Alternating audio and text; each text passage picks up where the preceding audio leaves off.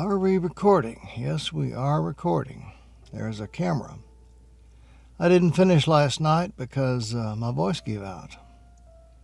And so here we are today, starting over. Kind of a cold start. Hate cold starts.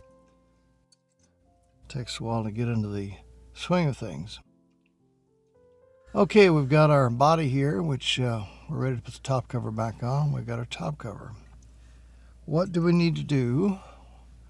What does any camera repairman need to do before he puts his top cover on? First thing he needs to do is he needs to push all his wires inward.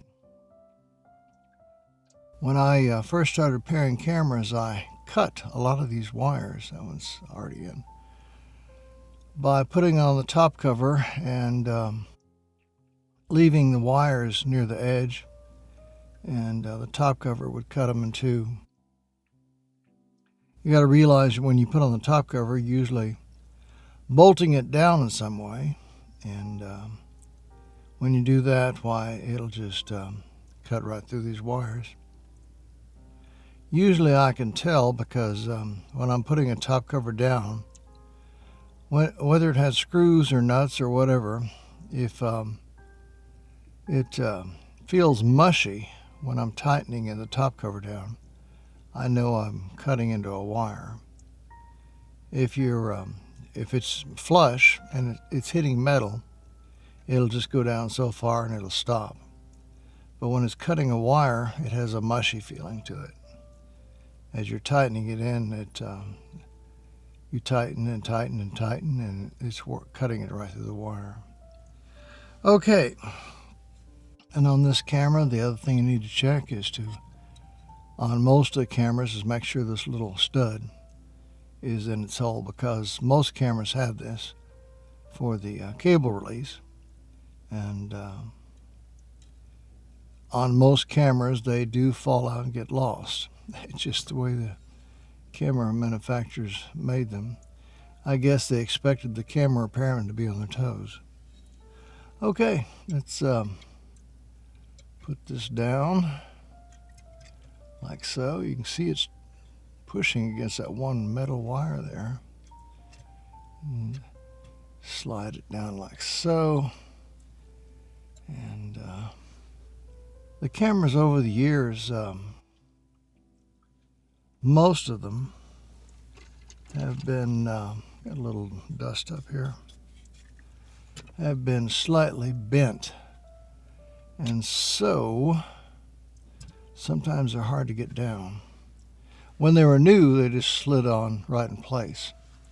But these cameras are getting up to 40 years old or more, and counting when they were sold, made. And they don't fit as well as they did when they were new. And so sometimes you got to force them into place. That doesn't mean cut wires. That just means down. Now I can feel right now, pressing down, that this camera has no wires caught anywhere. You can't even always see them. But how many times have I cut wires? Hundreds, probably, when I was still learning. Over the years, as a camera repairman, you pick up good practices. And that's one of the things you watch out for. Because all cameras, the top cover has to go back on, and when it does, it will cut wires. Okay, where is that screw at? There's that screw. And I've got it. And there it is. And my magnetic screwdriver's got it. And I already told you the story about the repairman who didn't magnetize his screwdrivers. Tighten that down. Doesn't need to be real tight. Oh, on a 10 scale, call it a 3. Okay, after we get that down, next thing we need to do, reverse order. We start with the speed control. Now I told you I marked it. This one is front, that's good. This one here is not quite in place. It probably should be closer to there. Okay. Now what? Now I get this right here. Again, you see the marks that I scribed here? That tells me that this needs to be facing forward, away from the camera, and that I need to get this little stud here in the hole. And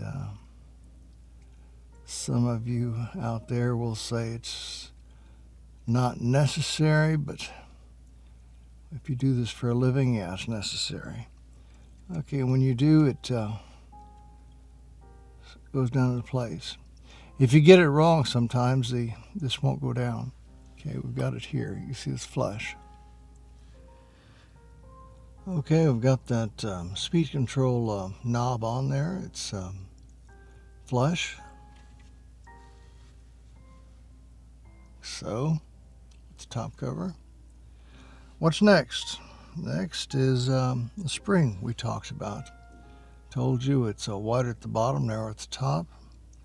The wide parts goes down. I've actually put these in upside down before in the past. It helps to have 45 years experience because then you remember the mistakes I made as a beginner. Make me blush. Let's put this over here, and then this is your little ASA plate. The spring pushes the plate up and down, and when you get it in the proper place, it will lock. Now, I told you to begin with that we needed to set this. I set different cameras for different, it counts on the camera. But on this particular camera, I use B20. And having trouble seeing that on the monitor. It's not at 20. Let's see if I can do better here. Okay, trying to show you here. Now what you have to do is you have to move that ASA plate around until you see it in the window. And there it is. And there's your B. And then you press down. And it usually won't fall into its notch the first time. And you might say, well, how do you know? How do you test it? You press in the center and try to twist the outside. See there? It fell into its notch because if it didn't, you couldn't move that plate underneath. I was lucky that I got it the first time. Sometimes it takes a few minutes. Sometimes you have to take this plate off, rearrange everything, get your B20 set up, and then put the plate on and try again and again. You'll usually get it about the third time. But it's properly done. And the plate is all the way down. Usually if it's not, excuse me, tongue-tied there. Usually if it's not in the right location, the plate will not go all the way down. And I don't know if I'm going to be able to do this on camera. May have to go off camera to get this. Let's see here. I'm looking down at the camera here. And I'm twisting this clockwise since it's a right thread. I'm lucking out. It's actually working. Okay, there. So now the scale, ASA scale, goes all the way around. That's what I meant about setting your cameras up. I have a list in my computer, but when I go into cameras, some cameras work better at 1,000 at 20. Others work better at B at say 1,600 on the timing. it can be done different ways, but there's always one way it's the easiest. And on this particular camera, the easiest is at B20, which on the would be the same for the SP1000. Let's see if I can tighten that a little. I gave you a warning about breaking that, so when I'm tightening it here, it'll break if I tighten it too much. So that's about a 2. On a scale of 1 to 10, that's about a 2. I could tighten it to a 3, and I might even get away with a 4. But the thing is, you're taking a chance of breaking it, and there's no point. If it ever came loose, which will probably never will, it would be very obvious up here on the top of your camera. So play it safe. Just set it between, tightening wise, between 0 up to about 2 on a scale of 0 to 10. There we go.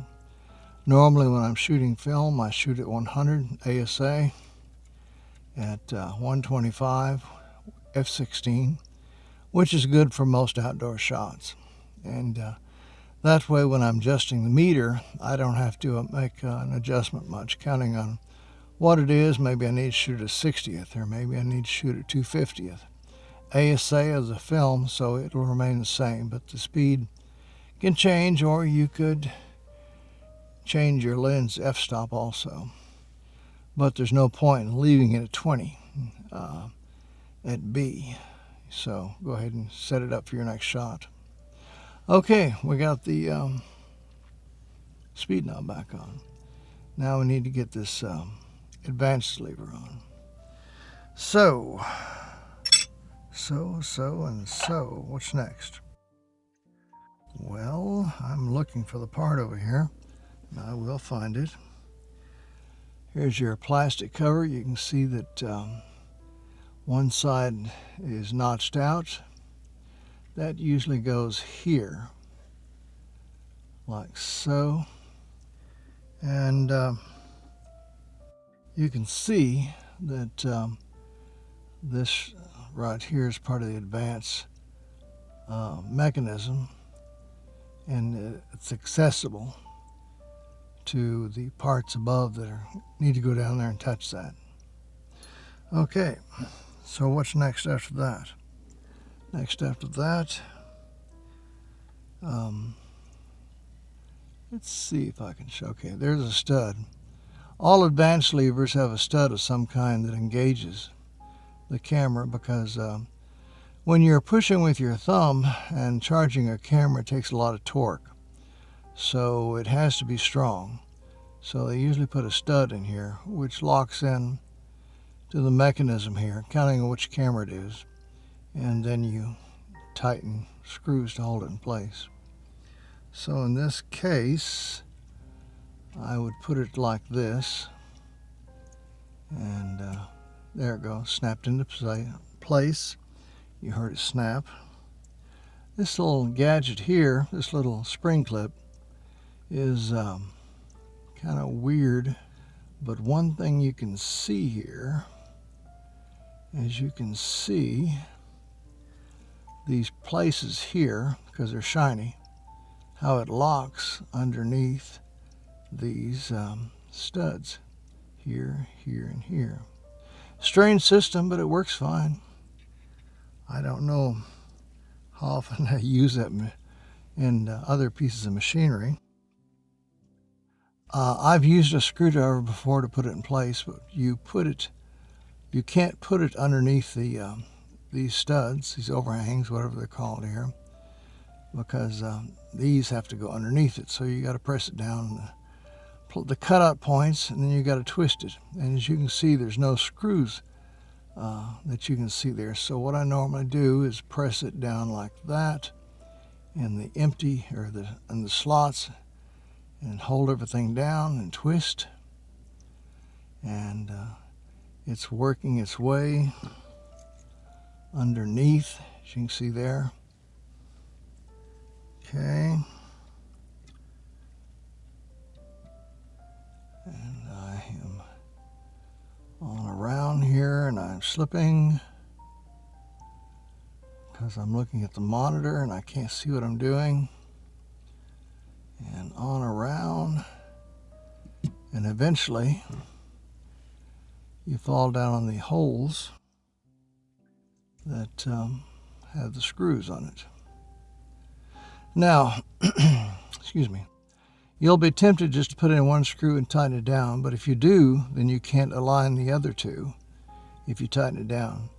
So you want to put them in loosely, and you might even have to get your screwdriver and move this left or right to realign your very last one.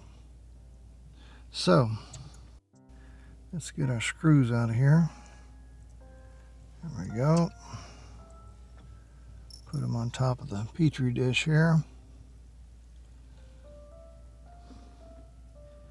And again, pick it up with a your magnetic tool, which you're going to learn to appreciate.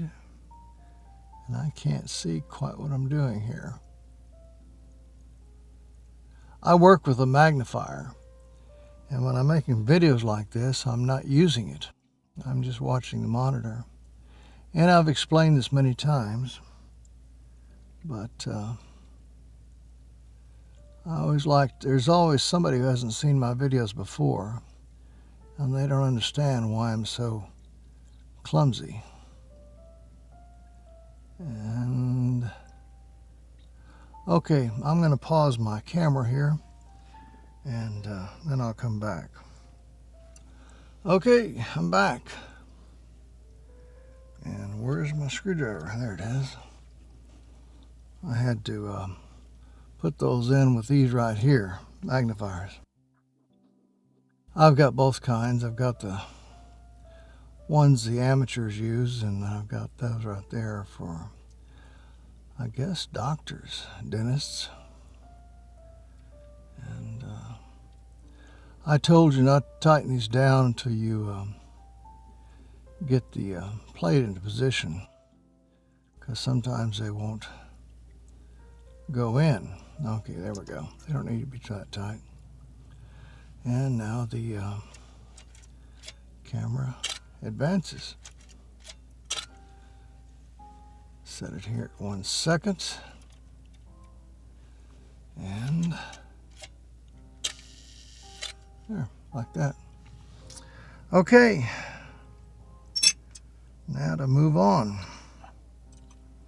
What is next? Next is this little plate here holds the counter assembly in place. So put that down. As you can see, I've scribed it, so I know it goes in that position.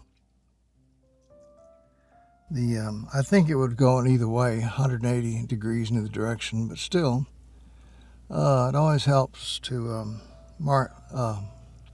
score everything and mark it. Okay, put that there.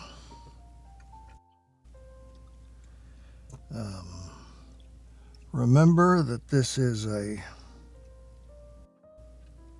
left, and I'm getting away with my camera here. I've had learning,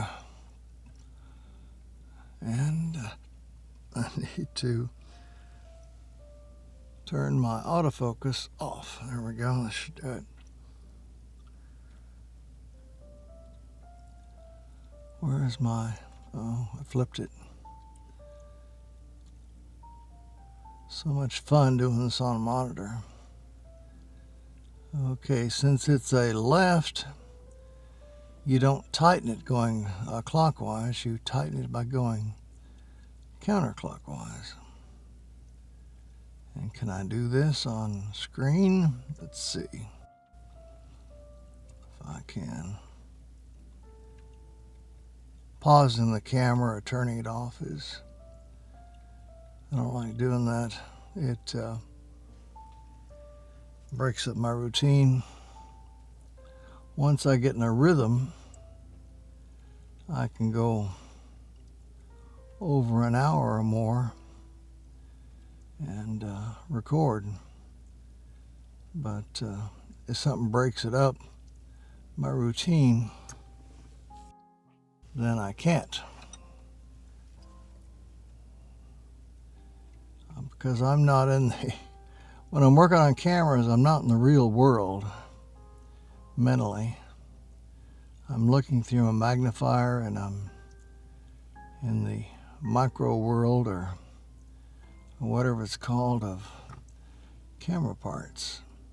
Now I tightened that about at a 2, maybe you want to call it a 3. It doesn't need to be really tight because it doesn't do much but hold this holder in place, and it's not going to come out. Remember, it's a left. It's not dangerous if you go the other direction, but it's just so you'll know, you need to go counterclockwise to tighten this. Okay, now we've got our little plate here.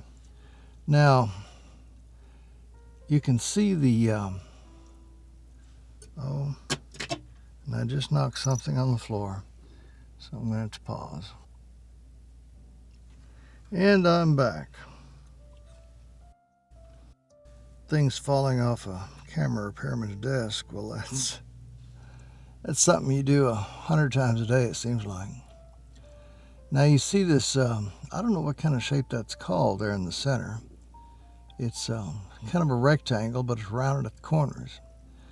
Well, if you get this on, you can go 180 and put it on either way. But if you do, and you get it in the wrong position, your counter's not going to be right.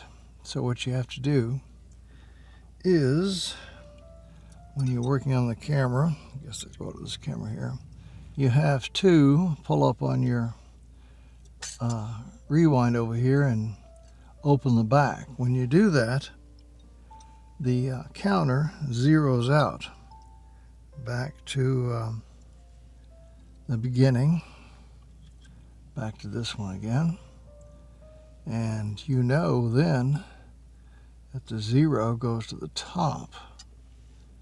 So like so. And if you don't do that, your 0 will end up down here. I know because I've done that. And you learn just to open the back here of your camera and zero it out before you put the plate in. Not all cameras are like this, but quite often on many cameras you need to zero it out to get your counter back in the proper place for various reasons. Now, what do we do now? Okay, now we've got this cover here, and mine's dirty, but I'm not going to spend time cleaning it right now, and I wish my stomach would stop growling. Normally I do not eat before I make a video, and today unfortunately I did. And I thought, well, maybe I'll get away with it, and I'm not getting away with it. I should have just not eaten.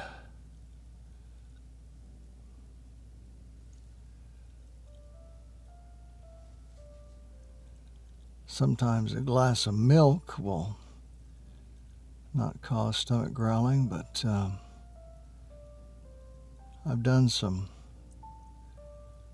research on YouTube, and it's a common problem with YouTubers. Audio is really hard when you're making videos. Okay, I've got it on there, screws are out. And you think, okay, yeah, you just point the pointer at the 0, which is where you start at, and you're ready to go. Wrong. Okay. You say, how do you do it then? Well, first of all, I'm going to screw this in like so. I never turned my autofocus back on. Autofocus, come on. There we go.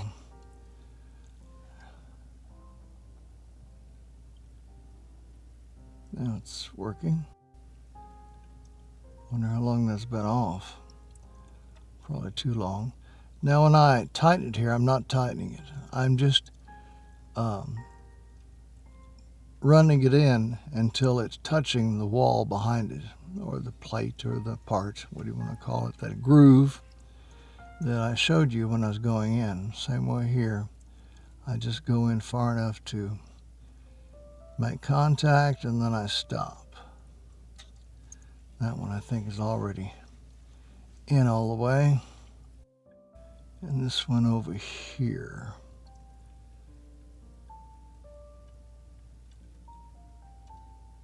See all these details? The people that said, oh, I don't need to watch him putting them back together, and they left, they're missing all this information. That's one reason I make them. I've watched other videos with camera repairmen taking cameras apart, but they don't show you how to put them back together. And if you don't do that, I understand why they don't. It's makes for a lot of extra trouble. But I don't know if that's going to work on a camera. Okay, you'd say, oh, it's pointed at the 0, so why didn't we just tighten them down? Well, what you have to do, your film leader needs to be advanced twice before your camera's ready to take pictures. So you need to advance it twice and line up this marker here with the 0. And the only way to do that is this way, like so. And it's binding. Oh, it's the top cover here. I didn't get it down all the way. Oh, shame on me. Okay, I'm back.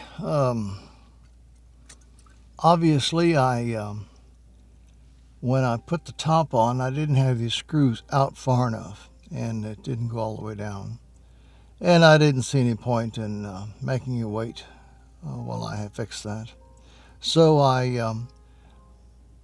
got all the 3 screws, moved them out further, and pushed the cap down flush the way it should be. As you can see, I'm moving it here, it's loose. But the screws are touching, barely. Okay, now what I was going to show you here to begin with is you open the back so it's zeroed out, and then it's charged. There's 1, there's 2, and there we go. And the reason we didn't tighten it down is because now we are 2 frames in, and we can line it up exactly where it needs to go. And can I do this on camera? That screw is just really small, looking at it on the monitor. You only need to tighten 1, and then you can get the other 2. And let's see, can I get them, or do I need to turn the camera off again? There. You tighten those up to about a 2, not a 3. They're very small, and the lips or edges or whatever you want to call them that you're putting your screwdriver into, I've seen those. I've broken those off myself many times. They're not very strong, and they will break off. It's not the end of the world. Usually you can get them back out and put in another one, but you may not have one, a spare, so a 2 is enough. You can always go loosen them and reset this cap if you need to. But as you can see, the cap is pointed right at 0. Now when I open the back, if you'll watch here, it's over pointed at the big circle, but if you'll notice, it's a little bit to the left of the big circle. If you had just set your arrow up above, directly center, your 0 would not be on your counter, would be exactly right. So let's get off that 1 second, go back to like there. There's 1, there's 2. As you can see, it's pointed at 0 again, and that's what you want. Okay. There goes my stomach again. Shouldn't have had lunch. All right. We've got the counter on, or the counter. We got the speed control on. We got the advance on with the counter. And the only thing left now is the rewind, which should be really simple. So moving along, let's put our dust cover on there. See if we can get it center. If you don't get it center, and when you tighten down the nut on top, it will catch it and bind. Okay, like so. Try to get it centered so when you tighten the nut down, it doesn't catch on here. Okay. We've got this cover here. We've got this washer spring thing, which I looked up the name for and forgot. I need to look it up again now.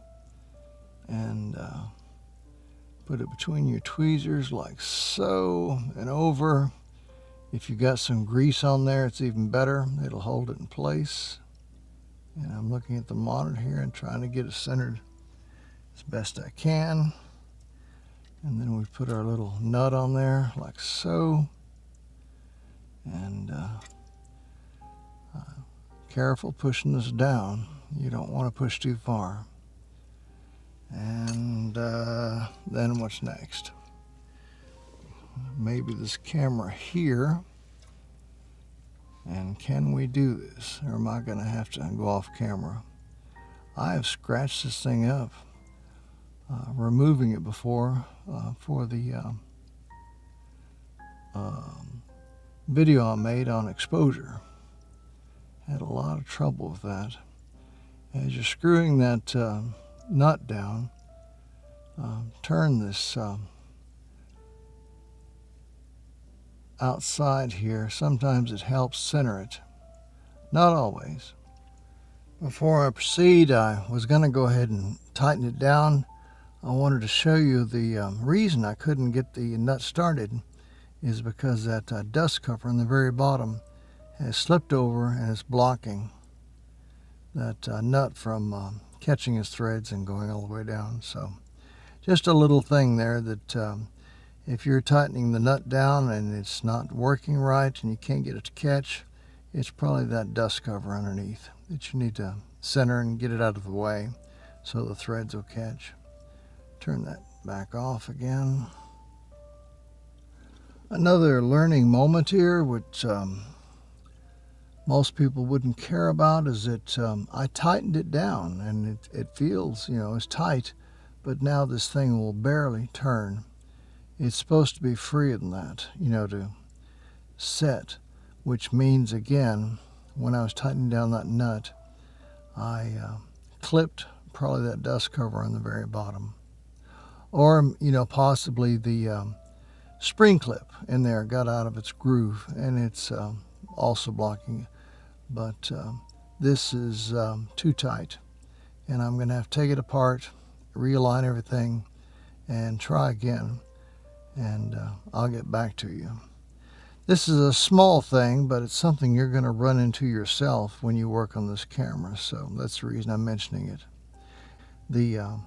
That nut will not reach the threads at all, which you can't get it to thread, or it something will block it at the very bottom. It'll catch, but it's still catching the lip of that dust cover at the very bottom, or possibly the spring clip came out of its groove and it's sandwiched in there somewhere and causing too much friction.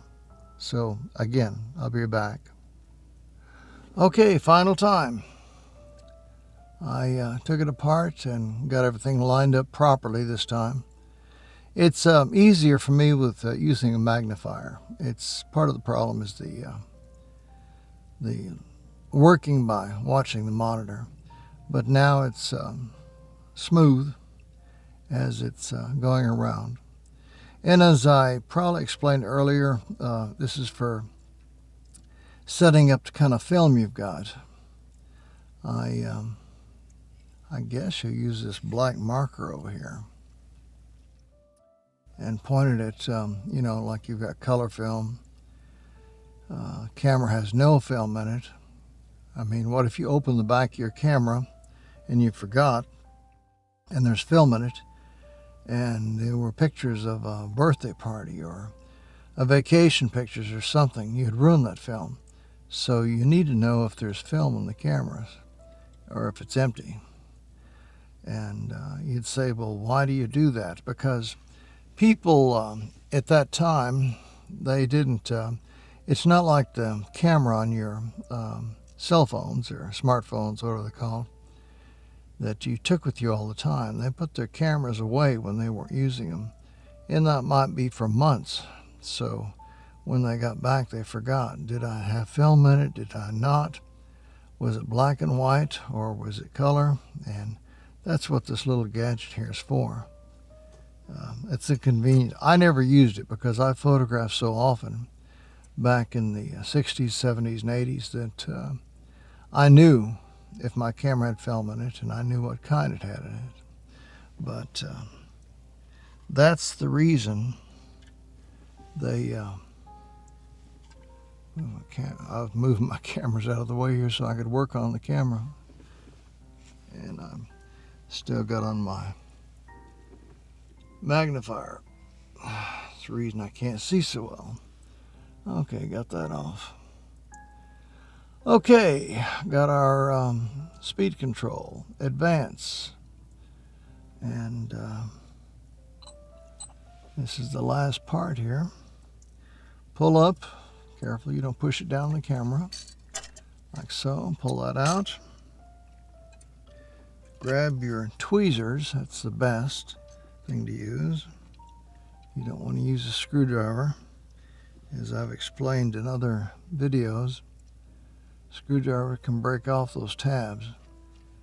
They put all the pressure at one point, and they put a crack in it on these, I can't think of what they're called now. They have a name. But, and over repeated use, you will break those off. Or like if you're advancing film one day, they might just break off. So, close the back here and back off. There's the top cover. In the video, we took it completely off, talked a little bit about what was in the camera, and we put the top cover back on. So now to the outro. Okay, I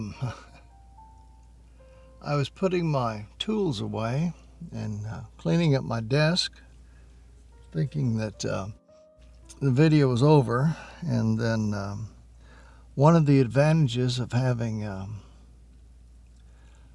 ceramic trays and petri dishes is that you look at them before you send the camera off to the customer. And look what I found. I found a part, and another wonderful learning experience. Keep your parts in petri dishes or in ceramic trays, and when you get through or as you're repairing, look into those trays. I was kind of in a hurry. I wanted to edit this video today and get it uploaded to YouTube, and I was rushing it, and I shouldn't have been doing that. This little screw goes right here in the center to that counter plate underneath, and this little screw is a left. So I'm not going to make you sit through me correcting my mistake here, but I will take a shortcut here. Okay, to save time, I went ahead and pulled that,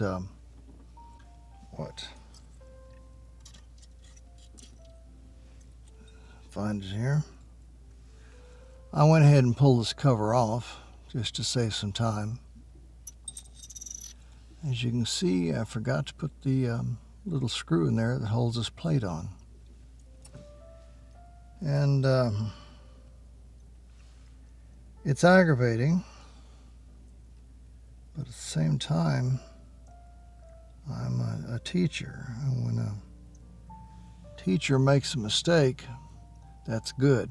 It's embarrassing, but I just have to swallow the embarrassment because it's good for the students to see the teacher making a mistake.